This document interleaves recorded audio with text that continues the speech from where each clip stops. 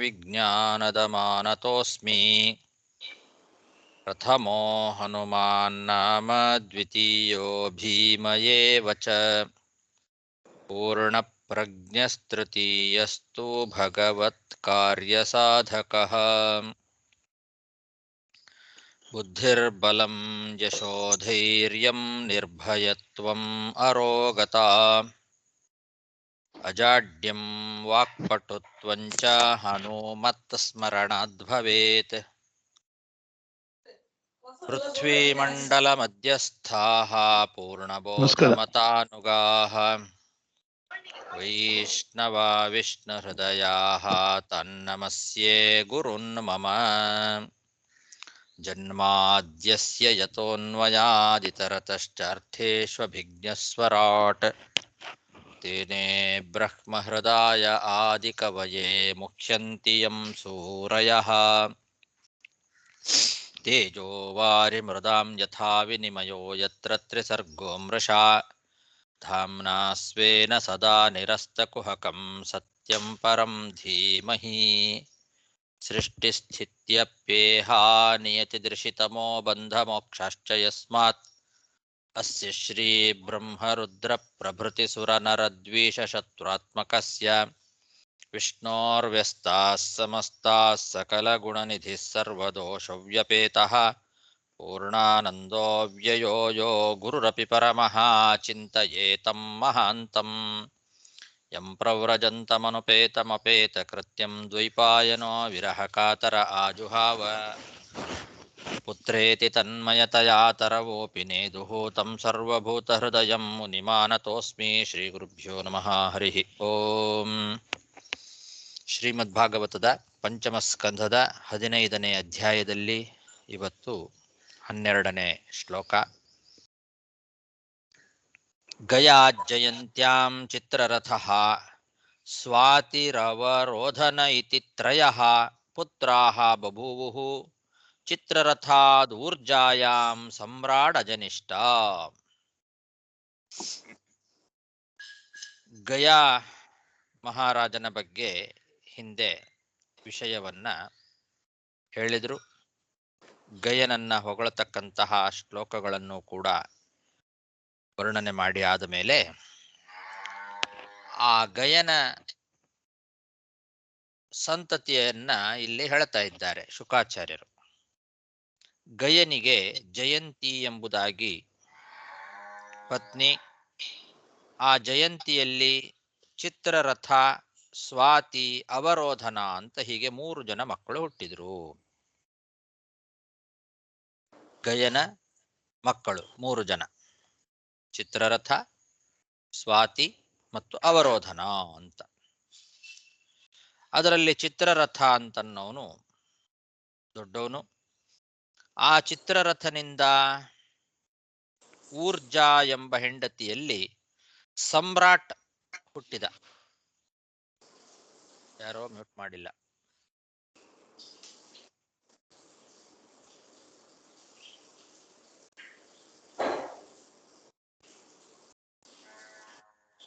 ಎಲ್ಲೋ ಶಬ್ದ ಬರ್ತಾ ಇದೆ, ಎಲ್ಲ ಯಾರು ಮ್ಯೂಟ್ ಮಾಡಿಲ್ಲ?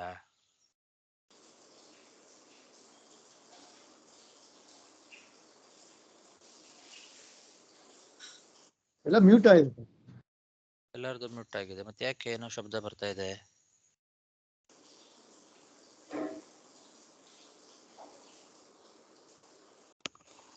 ಎಲ್ಲೋ ಬರ್ತಾ ಇದೆ. ನಿಮ್ಮ ಬ್ಯಾಕ್ ಗ್ರೌಂಡ್ ಎಲ್ಲ ಬರ್ತೀಯಾ? ಇಲ್ಲ ಇಲ್ಲ, ಏನಿಲ್ಲ.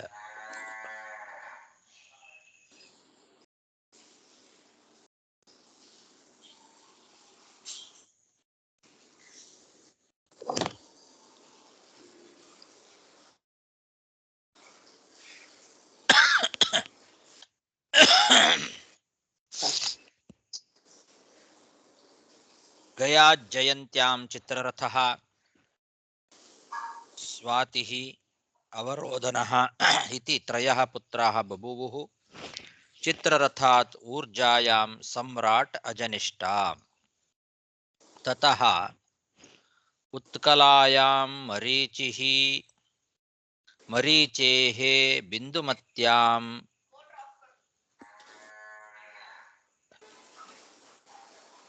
ಬಿಂದುಮಾನ್ ಉದಪದ್ಯತ ತಸ್ಮಾತ್ ಸುಷೇಣಾಯಾಂ ಮಧುಃ ನಾಮ ಅಭವತ್ ಮಧೋಃ ಸುಮನಸ್ಯಾಂ ವೀರವ್ರತಃ ತತೋ ಭೋಜಾಯಾಂ ಮನ್ಯುಪ್ರಮನ್ಯೂ ಜಜ್ಞಾತೆ ಮನ್ಯೋಃ ಸತ್ಯಾಯಾಂ ಭುವನಃ ತತೋ ದೋಷಾಯಾಂ ತ್ವಷ್ಟಾ ಅಜನಿಷ್ಠಾ ತ್ವಷ್ಟುಃ ವಿರಜೋ ವಿರೋಚನಾಯಾಂ ವಿರಜಸ್ಯ ಶತಜಿತ್ ಪ್ರವರಂ ಪುತ್ರಶತಂ ಕನ್ಯಾ ಚ ವಿಶೂಚ್ಯಾಂ ಕಿಲ ಜಾತಾ.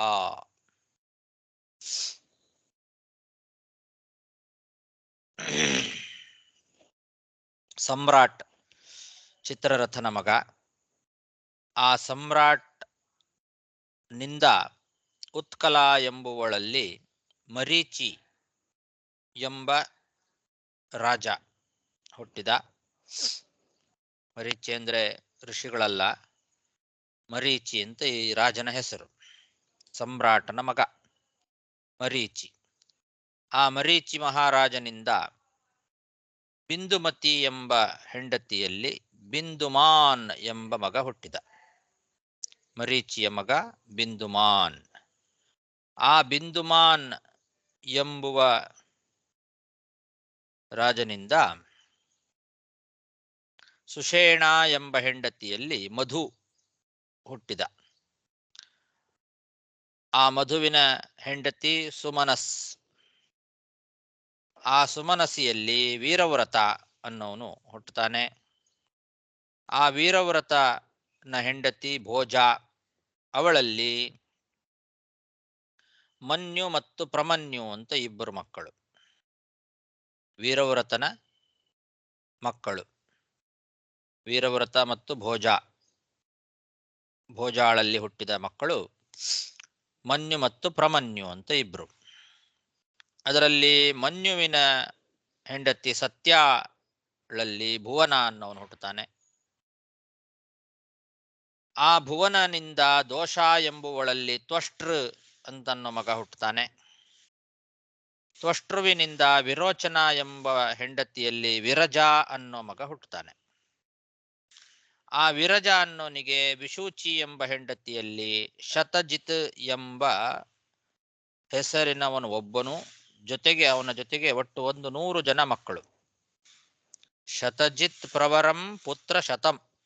ಶತಜಿತ್ ಮೊದಲಾದಂತಹ 100 ಜನ ಮಕ್ಕಳು ವಿಶೂಚಿಗೆ. ವಿಶೂಚಿಯಲ್ಲಿ ವಿರಜನಿಗೆ ಹುಟ್ಟುತ್ತಾರೆ. ವಿರಜ ಮತ್ತು ವಿಶೂಚಿಯಲ್ಲಿ ಹುಟ್ಟಿದ 100 ಜನ ಮಕ್ಕಳು ಶತಜಿತ್ ಮುಂತಾದಂಥವರು. ಮತ್ತು 1 ಹೆಣ್ಣು. 100 ಜನ ಗಂಡು ಮಕ್ಕಳು, 1 ಹೆಣ್ಣು. ಈ ರೀತಿ 101 ಜನ ಮಕ್ಕಳು ವಿರಜನಿಗೆ ವಿಶೂಚಿಯಲ್ಲಿ ಹುಟ್ಟುತ್ತಾರೆ. ತತ ಉತ್ಕಲಾಯಾಂ ಮರೀಚಿಃ ಮರೀಚೇಃ ಬಿಂದುಮತ್ಯಾಂ ಬಿಂದುಮಾನ್ ಉದಪದ್ಯತ ತಸ್ಮಾತ್ ಸುಷೇಣಾಯಾಂ ಮಧುಃ ನಾಮ ಅಭವತ್ ಮಧೋಃ ಸುಮನಸ್ಯಾಂ ವೀರವ್ರತಃ ತತೋ ಭೋಜಾಯಾಂ ಮನ್ಯುಪ್ರಮನ್ಯೂ ಜಜ್ಞಾತೆ ಮನ್ಯೋಃ ಸತ್ಯಾಯಾಂ ಭುವನಃ ತತೋ ದೋಷಾಯಾಂ ತ್ವಷ್ಟಾ ಅಜನಿಷ್ಠಾ ತ್ವಷ್ಟುಃ ವೀರಜೋ ವಿರೋಚನಾಯಾಂ ವಿರಜಸ್ಯ ಶತಜಿತ್ ಪ್ರವರಂ ಪುತ್ರಶತಂ ಕನ್ಯಾ ಚ ವಿಶೂಚ್ಯಾಂ ಕಿಲ ಜಾತಾಃ. ಆಚಾರ್ಯ, ಇಲ್ಲಿ ನೀವು ಭೋಜಾನಾಂ ಹೇಳಿದ್ರಲ್ವಾ, ಇದರಲ್ಲಿ ಒಂದು ನಮ್ಮ ಪುಸ್ತಕದಲ್ಲಿ ವರಜಾಯಾಮ್ ಮನ್ಯು ಪ್ರಮನ್ಯು ಜಜ್ಞಾತೆ ಹಾಕಿದ್ದಾರೆ. ಇದು ಭೋಜನವ ಇಲ್ಲ ಇದು ವರಜಾಯ? ಅದಕ್ಕೇನು ಪಾಠ ಇದು ಕೊಟ್ಟಿಲ್ಲ. ವೀರವ್ರತಃ ತತೋ ಭೋಜಾಯಾಂ ಮನ್ಯು ಪ್ರಮನ್ಯು ಅಂತ ಇದೆ. ಇಲ್ಲಿ ಬಂದು ವರಜಾಯಾಮ್ ಹಾಕಿದ್ದಾರೆ. ವ್ರಜಾಯಾಮ್ ಮನ್ಯು ಪ್ರಮನ್ಯು ಜಜ್ಞಾತೆ ಅಂತಿದೆ.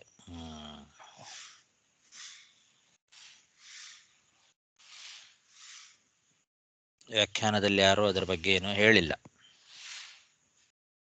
ಪಾಠ ವ್ಯತ್ಯಾಸ ಇದೆ ಅಂತೂ ಕೂಡ ಯಾರು ಎಲ್ಲೋ ಏನೋ ಹೇಳದಂಗೆ ಕಾಣಿಸಲ್ಲ. ವ್ರಜ ಅಂತ ಒಂದು ಕಡೆ ಪುಸ್ತಕದಲ್ಲಿದೆ, ಭೋಜ ಅಂತ ಇಲ್ಲಿದೆ. ಅವಳ ಹೆಸರು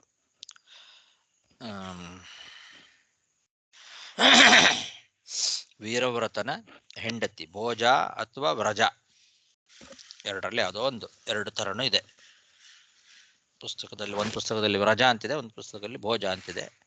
ವಿಚಾರ ಮಾಡೋಣಂತೆ. ತತ್ರ ಅಯಂ ಶ್ಲೋಕಃ ಪ್ರಯೌವ್ರತಮಿಮಂ ವಂಶಂ ವಿರಜಶ್ಚರಮೋದ್ಭವಃ ಅಕರೋದತ್ಯಲಂ ಕೀರ್ತ್ಯ ವಿಷ್ಣು ಸುರಗಣಂ ಯಥಾ.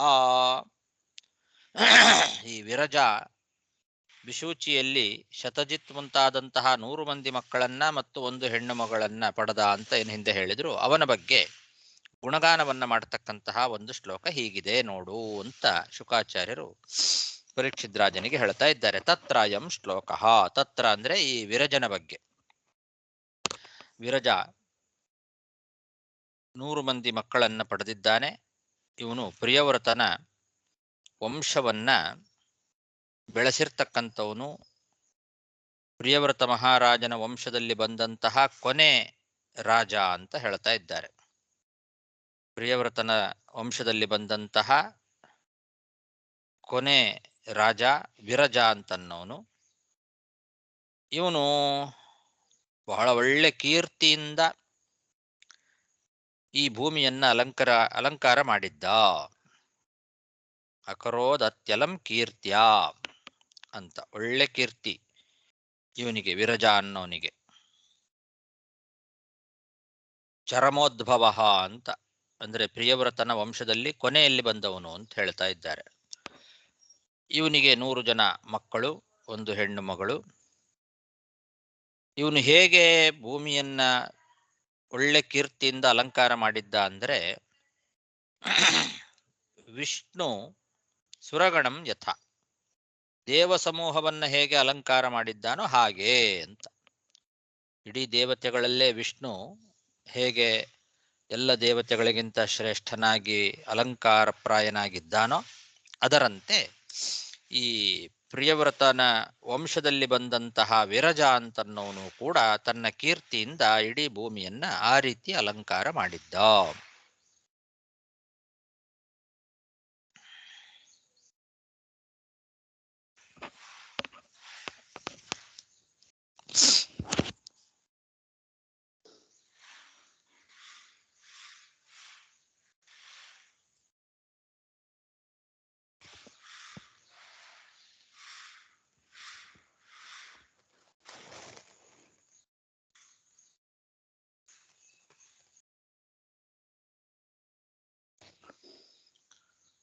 ಪ್ರಯೌವ್ರತಮಿಮಂ ವಂಶಂ ವಿರಜಶ್ಚರಮೋದ್ಭವಃ ಅಕರೋದತ್ಯಲಂ ಕೀರ್ತ್ಯಾ ವಿಷ್ಣುಸ್ಸುರಗಣಂ ಯಥಾ. ಇತಿ ಶ್ರೀಮದ್ಭಾಗವತೆ ಮಹಾಪುರಾಣೆ ಪಾರಮಹಂಸ್ಯಾಂ ಸಂಹಿತಾಯಾಂ ಅಷ್ಟಾದಶಸಹಸ್ರಮಯ್ಯಾಸಿಕ್ಯಾಂ ಪಂಚಮಸ್ಕಂಧೆ ಪಂಚದಶೋಧ್ಯಾಯಃ. ಶ್ರೀಕೃಷ್ಣಾರ್ಪಣಮಸ್ತು. ಇಲ್ಲಿಗೆ ಭಾಗವತದ ಪಂಚಮಸ್ಕಂದದ 5ನೇ ಅಧ್ಯಾಯ ಮುಗಿತು. ಒಂದು ನಿಮಿಷ.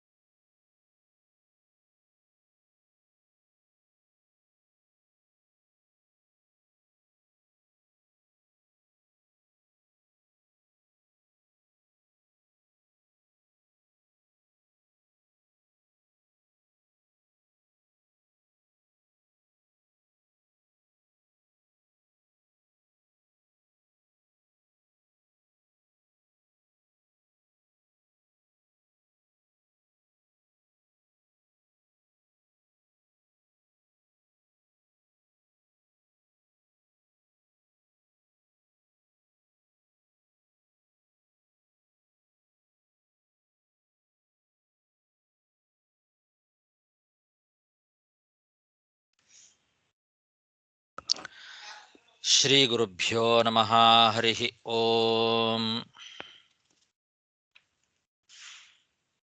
ಅಥ ಷೋಡಶೋऽಧ್ಯಾಯಃ. ರಾಜೋವಾಚ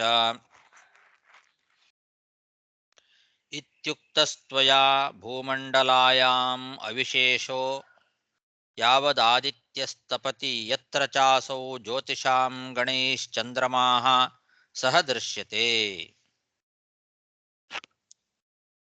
ಪರೀಕ್ಷಿತ್ ರಾಜ ಶುಕಾಚಾರ್ಯರನ್ನು ಕುರಿತು ಮತ್ತೆ ಪ್ರಶ್ನೆ ಮಾಡ್ತಾ ಇದ್ದಾನೆ.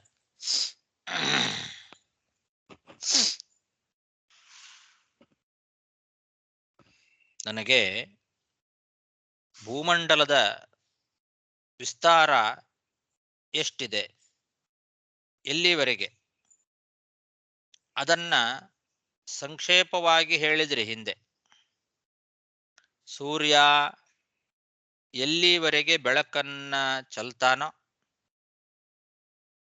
ಎಲ್ಲಿವರೆಗೆ ಜ್ಯೋತಿರ್ಗಣಗಳ ಜೊತೆಗೆ ಚಂದ್ರ ಕಾಣಿಸಿಕೊಳ್ತಾನೋ ಅಲ್ಲಿವರೆಗೆ ಭೂಮಂಡಲದ ವಿಸ್ತಾರ ಅಂತ ಹೇಳಿದ್ರಿ ಹಿಂದೆ ಒಂದ್ಸಲ. ಇತ್ಯುಕ್ತಃ ತ್ವಯ, ನೀವು ಹಿಂದೆ ಸಂಕ್ಷೇಪವಾಗಿ ಅದರ ಬಗ್ಗೆ ಹೇಳಿದ್ರಿ. ಏನಂತ? ಭೂಮಂಡಲಾಯಾಮ್ ಅವಿಶೇಷೋ ಯಾವದಾದಿತ್ಯಃ ತಪತಿ ಯತ್ರ ಚಾಸೌ ಜ್ಯೋತಿಷಾಂ ಗಣೈಃ ಚಂದ್ರಮಾಃ ಸಹ ದೃಶ್ಯತೆ ಅಂತ. ಜ್ಯೋತಿರ್ಗಣಗಳಿಂದ ಸಹಿತನಾದ ಚಂದ್ರ ಎಲ್ಲಿವರೆಗೆ ಕಾಣಿಸ್ಕೊಳ್ತಾನೋ, ಎಲ್ಲಿವರೆಗೆ ಸೂರ್ಯ ತನ್ನ ಬೆಳಕನ್ನ ಬೀರ್ತಾನೋ ಅಲ್ಲಿವರೆಗೆ ಭೂಮಂಡಲದ ವಿಸ್ತಾರ ಅಂತ ಹಿಂದೆ ನೀವು ಹೇಳಿದ್ರಿ. ಇತ್ಯುಕ್ತಃ ತ್ವಯಾ ಭೂಮಂಡಲಾಯಾಮ್ ಅವಿಶೇಷೋ ಯಾವದಾದಿತ್ಯಸ್ತಪತಿ ಯತ್ರ ಚಾಸೌ ಜ್ಯೋತಿಷಾಂ ಗಣೈಃ ಚಂದ್ರಮಾಃ ಸಹ ದೃಶ್ಯತೆ. ತತ್ರಾಪಿ ಪ್ರಿಯವ್ರತ ರಥಚರಣ ಪರಿಖಾತೈಃ ಸಪ್ತಭಿಃ ಸಪ್ತಸಿಂಧವಃ ಉಪಕ್ಲುಪ್ತಾಃ ಯತ ಏತಸ್ಯಾಃ ಸಪ್ತದ್ವೀಪ ವಿಶೇಷಕಲ್ಪಃ ತ್ವಯಾ ಖಲು ಭಗವನ್ ಸೂಚಿತಃ. ಏತದೇವ ನಿಖಿಲಂ ಅಹಂ ಮಾನತೋ ಲಕ್ಷಣತಶ್ಚ ಸರ್ವಂ ವಿಜಿಜ್ಞಾಸ್ಯಾಮಿ. ಹಿಂದೆ ಸಂಕ್ಷೇಪವಾಗಿ ಭೂಮಂಡಲದ ವಿಸ್ತಾರದ ಬಗ್ಗೆ ಹೇಳಿದ್ರಿ. ಅದರಲ್ಲೂ ಆ ಭೂಮಂಡಲದಲ್ಲಿಯೂ ಕೂಡ ಈ ಪ್ರಿಯವ್ರತ ಮಹಾರಾಜ ಸಂಚಾರ, ಇಡೀ ಭೂಮಂಡಲವನ್ನು ಸಂಚಾರ ಮಾಡುವಾಗ ಅವನ ರಥದ ಚಕ್ರಗಳಿಂದ 7 ಸಿಂಧುಗಳು, ಸಪ್ತ ಸಮುದ್ರಗಳು ಆದವು ಅಂತ ಹೇಳಿದ್ರಿ. ಅವನ ರಥಚಕ್ರದ ಇದರಿಂದ ಸಂಚಾರ ಮಾಡೋದ್ರಿಂದ 7 ಸಮುದ್ರಗಳು, 7 ಕಂದಕಗಳಾಗಿ ಅದೇ 7 ಸಮುದ್ರಗಳಾಯ್ತು, ಸಪ್ತ ಸಮುದ್ರಗಳು ಅಂತ ಹೇಳಿದ್ರಿ. ಆ ಸಪ್ತ ಸಮುದ್ರಗಳಿಂದಲೇ 7 ದ್ವೀಪಗಳ ಕಲ್ಪನೆ ಆಯ್ತು ಅಂತ ಕೂಡ ನೀವು ಹೇಳಿದ್ರಿ. ಸಪ್ತ ದ್ವೀಪಗಳು, ಸಪ್ತ ಸಮುದ್ರಗಳು ಅಂತ ಹೀಗೆ ಭೂಮಿಯಲ್ಲಿ ಆಯ್ತು ಆಮೇಲೆ ಅಂತ. ಈ ಸಪ್ತದ್ವೀಪಗಳು, ಸಪ್ತ ಸಮುದ್ರಗಳೇನಿದ್ದಾವೆ ಅವುಗಳ ಆಚೆಯೂ ಕೂಡ ಸ್ವರ್ಣ ಭೂಮಿ ಇದೆ ಅಂತ ಸಂಕ್ಷೇಪವಾಗಿ ನೀವು ಅವಾಗ ಹೇಳಿದ್ರಿ. ಅದನ್ನೆಲ್ಲ ಸ್ವಲ್ಪ ವಿಸ್ತಾರವಾಗಿ ನಾನು ಕೇಳಬೇಕು ಅಂತ ಅಪೇಕ್ಷೆ ಪಡ್ತೇನೆ, ಅದರ ಬಗ್ಗೆ ನನಗೆ ಹೇಳಿ ಅಂತ ಹೇಳ್ತಾ ಇದ್ದಾನೆ.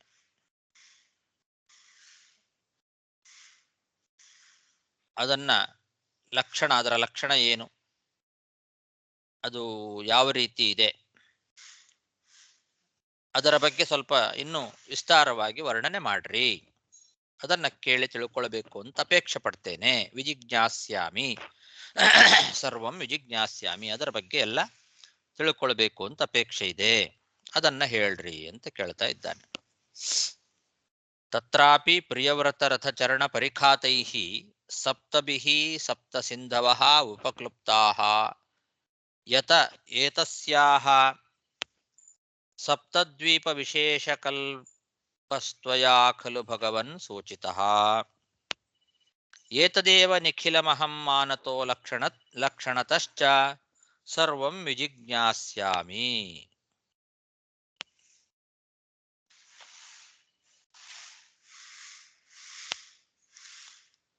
ಭಗವತೋ ಗುಣಮಯೇ ಏವ ಸ್ಥೂಲರೂಪೇ ಆವೇಶಿತಂ ಮನೋ ಹ್ಯಗುಣೇಪಿ ಸೂಕ್ಷ್ಮ ಆತ್ಮಜ್ಯೋತಿಷಿ ಪರೇ ಬ್ರಹ್ಮಣಿ ಭಗವತಿ ವಾಸುದೇವಾಖ್ಯೆ ಕ್ಷಮಮಾವೇಶಿತುಂ ತದುಹ ವೈ ತತ್ ಗುರೋರ್ಹ್ಯಸ್ಯನುವರ್ಣಿತುಂ ಇತಿ.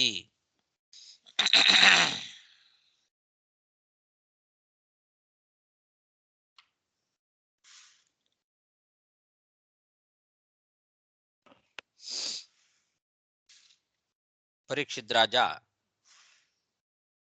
ಶುಕಾಚಾರ್ಯರನ್ನು ಕುರಿತು ಕೇಳ್ತಾ ಇದ್ದಾನೆಲೆ ಗುರುಗಳೇ,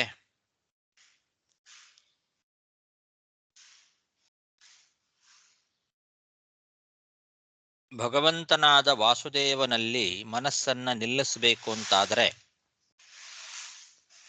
ಈ ಇಡೀ ಬ್ರಹ್ಮಾಂಡದ ಚಿಂತನೆ ಇರಬೇಕು. ಯಾಕೆಂದ್ರೆ ಈ ಇಡೀ ಬ್ರಹ್ಮಾಂಡ ಅನ್ನೋದು ಭಗವಂತನ ಒಂದು ಪ್ರತಿಮೆ ಇದ್ದ ಹಾಗೆ. ಸತ್ವ ರಜಸ್ಸು ತಮಸ್ಸು ಎಂಬ ತ್ರಿಗುಣಮಯವಾದಂತಹ ಈ ಸ್ಥೂಲವಾದ ಪಾತಾಳ ಮೊದಲಾದಂತಹ ರೂಪ ಏನಿದೆ, ಪಾತಾಳದಿಂದ ಆರಂಭಿಸಿ ಸತ್ಯಲೋಕದವರೆಗೆ ಈ ಇಡೀ ಬ್ರಹ್ಮಾಂಡ ಅಂತನ್ನೋದು ಭಗವಂತನ ಒಂದು ಪ್ರತಿಮಾ ಅಂತ ಹೇಳಿದ್ರಿ. ಈ ಗುಣಮಯೇ ಏವ ಸ್ಥೂಲ ರೂಪೆ, ಗುಣಮಯವಾದ ಅಂದ್ರೆ ಸತ್ವರಜಸ್ತಮೋ ಗುಣಮಯವಾದ ಸ್ಥೂಲ ರೂಪ ಏನಿದೆ, ಪಾತಾಳಾದಿ ರೂಪ, ಆ ಪ್ರತಿಮೆಯಲ್ಲಿ ಭಗವಂತನನ್ನ ನಾವು ಚಿಂತನೆ ಮಾಡಲಿಕ್ಕೆ ನಿರಂತರವಾಗಿ ಅಭ್ಯಾಸವನ್ನ ಮಾಡಿದರೆ ಮಾತ್ರ ನಮ್ಮ ಮನಸ್ಸು ಸೂಕ್ಷ್ಮ ಪರಬ್ರಹ್ಮನಾದ ಸ್ವಪ್ರಕಾಶನಾದ ವಾಸುದೇವನಲ್ಲಿ ನಿಲ್ತದೆ. ಅವನು ತ್ರಿಗುಣಗಳ ವಿಕಾರದಿಂದ ರಹಿತನಾದವನು. ಸತ್ವಾದಿ ತ್ರಿಗುಣಗಳ ಪರಿಣಾಮವಾದಂತಹ ಈ ಬ್ರಹ್ಮಾಂಡವನ್ನ ನಾವು ತಿಳ್ಕೊಂಡ್ರೆ ಅದರಿಂದ ಆಚೆ ಇರುವ ಸತ್ವಾದಿ ತ್ರಿಗುಣಗಳ ಲೇಪ ಇಲ್ಲದೆ ಇರತಕ್ಕಂತಹ ಸೂಕ್ಷ್ಮನಾದ ಸ್ವಪ್ರಕಾಶನಾದ ಪರಬ್ರಹ್ಮನಾದ ವಾಸುದೇವನನ್ನ ನಾವು ತಿಳ್ಕೊಳ್ಳಿಕ್ಕೆ ಸಾಧ್ಯ. ಆ ವಾಸುದೇವನನ್ನ ನಮ್ಮ ಮನಸ್ಸಿನಲ್ಲಿ ತಂದು ನಿಲ್ಲಿಸ್ಕೊಳ್ಳಿಕ್ಕೆ ಸಾಧ್ಯ ಅಂತ.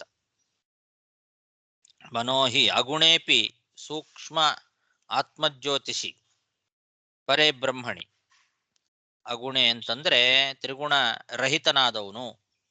ಯಾರು? ಪರಬ್ರಹ್ಮ. ಅವನು ಬಹಳ ಸೂಕ್ಷ್ಮ.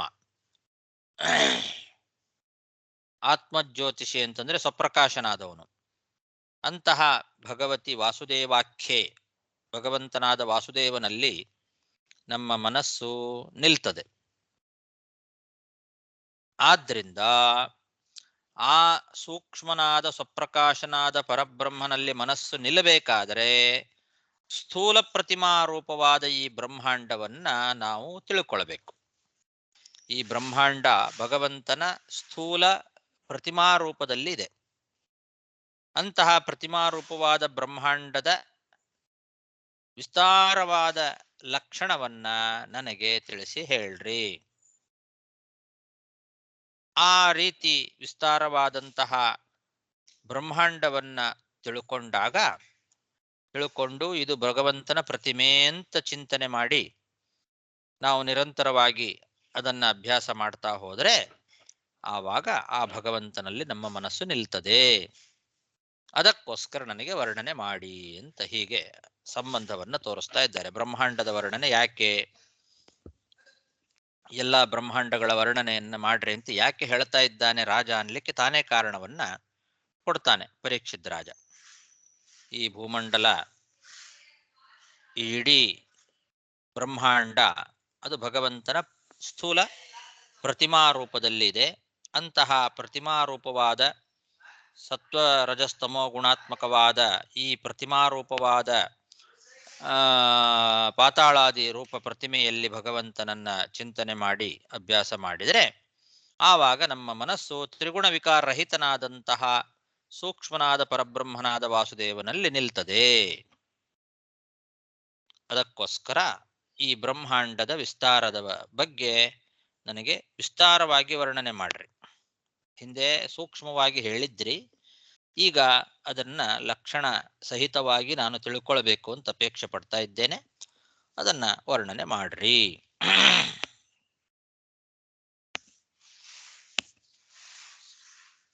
ಭಗವತೋ ಗುಣಮಯೇಯೇವ ಸ್ಥೂಲರೂಪೇ ಆವೇಶಿತಂ ಮನೋ ಹಿ ಅಗುಣೇಪಿ ಸೂಕ್ಷ್ಮೇ ಆತ್ಮಜ್ಯೋತಿಷಿ ಪರೇ ಬ್ರಹ್ಮಣಿ ಭಗವತಿ ವಾಸುದೇವಾಖ್ಯೇ ಕ್ಷಮಂ ಆವೇಶಿತುಂ ತದುಹ ವೈ ತತ್ ಗುರೋಃ ಗುರೋಃ ಹಿ ಅಸ್ಯ ಅನುವರ್ಣಿತುಂ ಇತಿ. ಆಚಾರ್ಯ ಇಲ್ಲಿ ಏನ್ ಸೂಚನೆ ಮಾಡ್ತಾರೆ? ವಿರಾಟ್ ಭಗವಂತನ ಒಂದು ವಿರಾಟ್ ರೂಪ ಬಗ್ಗೆ ಅದನ್ನು ಹೇಳ್ತಾರೆ. ಇಲ್ಲಿ ಬ್ರಹ್ಮಾಂಡವೇ ಒಂದು ಪ್ರತಿಮಾ ಅಂತ ಹೇಳಿದರೆ ಭಗವಂತನ ವಿರಾಟ್ ರೂಪ ಇದು. ಹೌದು, ಭಗವಂತನ ಪ್ರತಿಮಾ ಸ್ಥಾನದಲ್ಲಿದೆ ಈ ಬ್ರಹ್ಮಾಂಡ. ಹಾಗಾಗಿ ಬ್ರಹ್ಮಾಂಡವನ್ನು ನಾವು ತಿಳ್ಕೊಂಡ್ರೆ ಇದರಿಂದ ಆಚೆ ಇರುವ, ಇದರ ಲೇಪ ಇಲ್ಲದೆ ಇರತಕ್ಕಂತಹ ಭಗವಂತನನ್ನ ನಾವು ಚಿಂತನೆ ಮಾಡ್ಲಿಕ್ಕಾಗ್ತದೆ.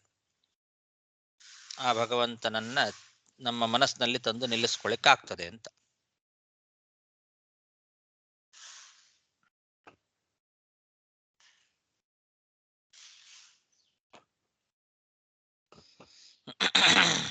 ಋಷಿರುವಾಚ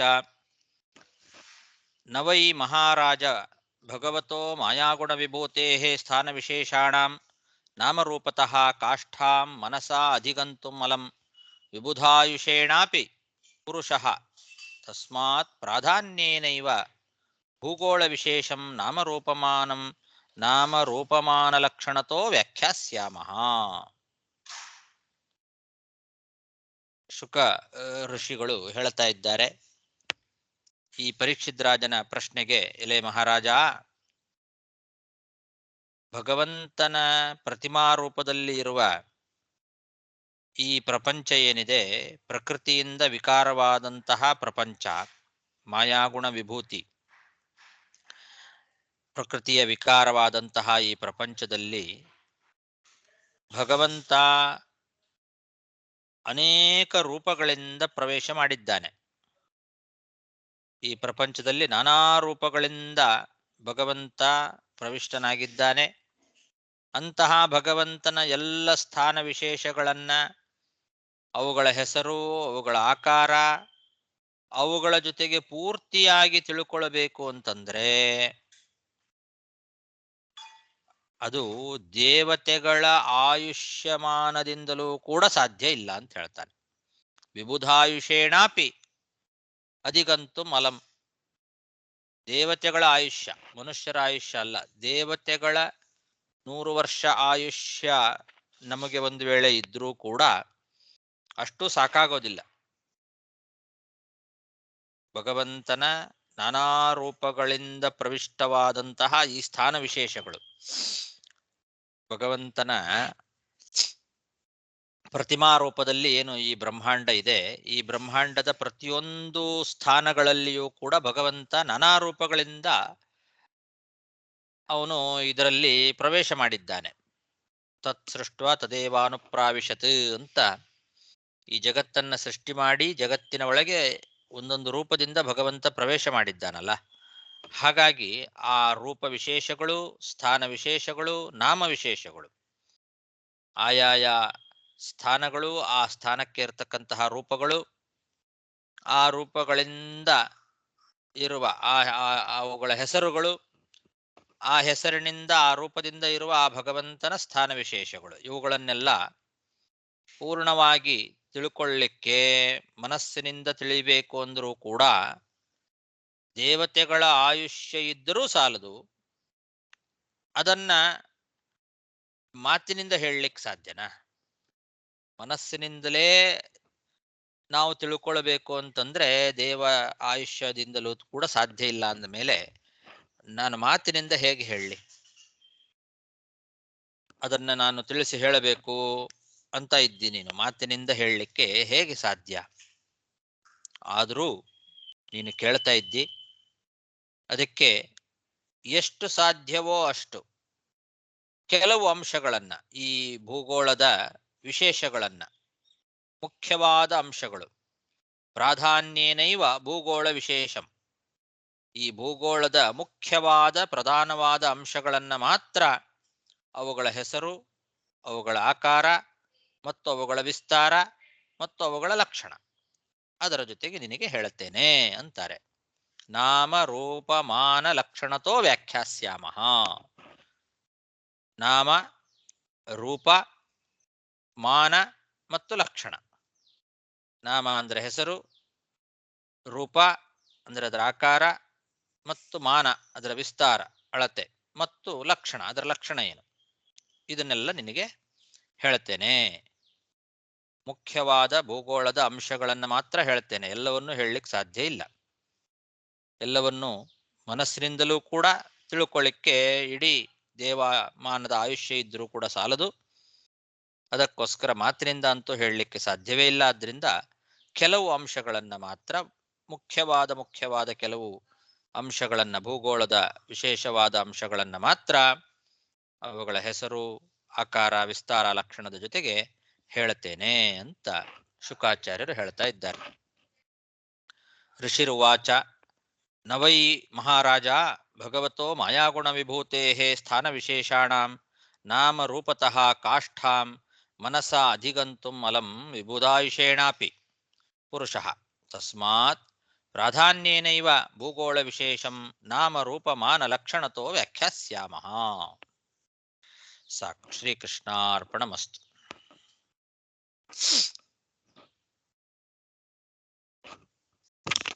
ಸರ್, ನಾನೊಂದು ಪ್ರಶ್ನೆ ಹೇಳ್ತಾರೆ. ಹೋದ ಶ್ಲೋಕದಲ್ಲಿ ಈ ಮೊದಲ ಶ್ಲೋಕ, ನಮಸ್ಕಾರ ಗುರು. ಈ ಅಧ್ಯಾಯ ಮೊದಲ ಶ್ಲೋಕ, ಭೂಮಂಡಲಾಯಾಮ್ ಅವಿಶೇಷೇರೆ ಯಾವತ್ ಆದಿತ್ಯ ತಪತಿ ಯತ್ರ ಚಾಸೌ ಜ್ಯೋತಿಷಾಂ ಗಣೈಹಿ ಚಂದ್ರಮಾ ಸಹ ದೃಶ್ಯತೆ.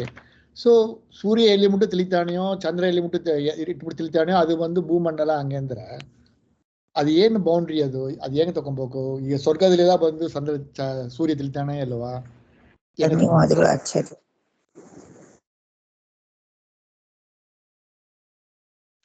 ಅಲ್ಲೂ ತಿಳಿಯುತ್ತೆ ಅಂತ ಅರ್ಥ. ಕೇಳ್ತಾನೆ, ಅದು ನಾವು ಎಲ್ಲಿ ಮುಟ್ಟು ಸೂರ್ಯ ತಿಳಿತಾಣ ಎಂಬ ಕೇಳ್ತಾನೆ. ಎಲ್ಲಿ ಮುಟ್ಟು ಚಂದ್ರ ತಿಳಿತಾಣ? ಸ್ವರ್ಗದೆಲ್ಲ ಸೂರ್ಯ ತಿಳಿತಾನೆಯ, ಚಂದ್ರ ತಿಳಿತಾನೆಯ? ಇಲ್ಲ ಅದಕ್ಕೆ ಮೇಲೆ ಹೋಗುವಾಗ ಭೂಗು ಭೋಹ ಸೋಹ ಮಗ ಜನಗ ತಗ, ಅಲ್ಲಿ ಮಗಹ ಜನಗ ತಪಹ ಅಲ್ಲಿಲ್ಲ ಇಲ್ಲವಾ? ಎದು ಮುಟ್ಟು ಸೂರ್ಯ ಉಂಟು? ಗೊತ್ತಿಲ್ಲ, ಅದನ್ನ ನೋಡೋಣ, ವಿಚಾರ ಮಾಡೋಣ. ಹಿಂದೆ ಹೇಳಿದ್ದಷ್ಟೇ ವಿಷಯ.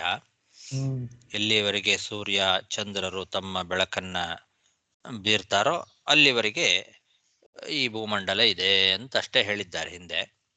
ಅದನ್ನೇ ಸ್ವಲ್ಪ ವಿಸ್ತಾರವಾಗಿ ನನಗೆ ಬಿಡಿಸಿ ಹೇಳು ಅಂತ ಕೇಳ್ತಾ ಇದ್ದಾರೆ. ಅಲ್ಲಿ ಬಂದಾಗ ನೋಡೋಣ. ಮುಂದೆ ಅದರ ವಿಸ್ತಾರ ಬರುತ್ತಲ್ಲ, ಆವಾಗ ನೋಡೋಣ.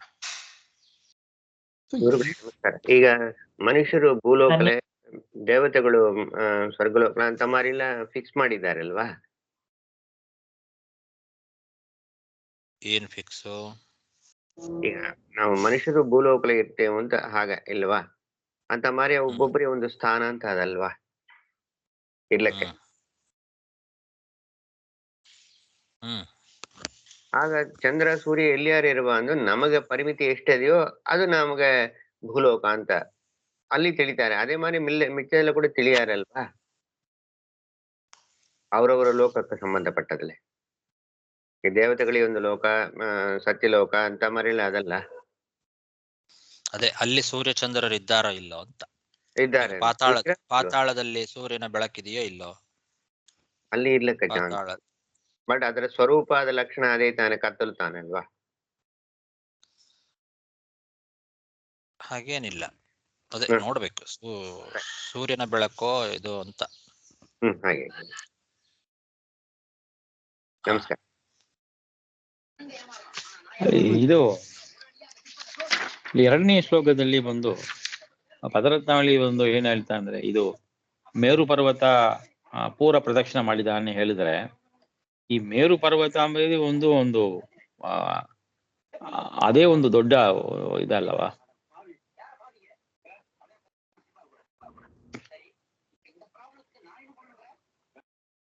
ನನಗೆ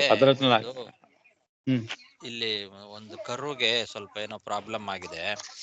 ಸ್ವಲ್ಪ Okay, ಆಚಾರ್ಯ, ಹಾಸ್ಪಿಟಲ್ ಡಾಕ್ಟರ್ ಹತ್ರ ಕರ್ಕೊಂಡು ಹೋಗ್ಬೇಕು. ಇದು ನಾಳೆ ನೋಡೋಣವಾ? ಓಕೆ ಆಚಾರ್ಯ. ನನಗೆ ಆಯ್ತು. ಸ್ವಲ್ಪ ಏನೋ ಆಯ್ತು. ಪ್ರಾಬ್ಲಮ್ ಸರಿ ಆಗಿದೆ. ಸರಿ ಆಚಾರ್ಯ, ನೋಡಿಕೊಳ್ಳಿ. ನಮಸ್ಕಾರ. ನಮಸ್ಕಾರ. ಹರೇ ನಮಸ್ಕಾರ. ಕೃಷ್ಣ. ಹರೇ ಹರೇ ಹರೇ ಹರೇ ನಮ ಹರೇ ನಮ.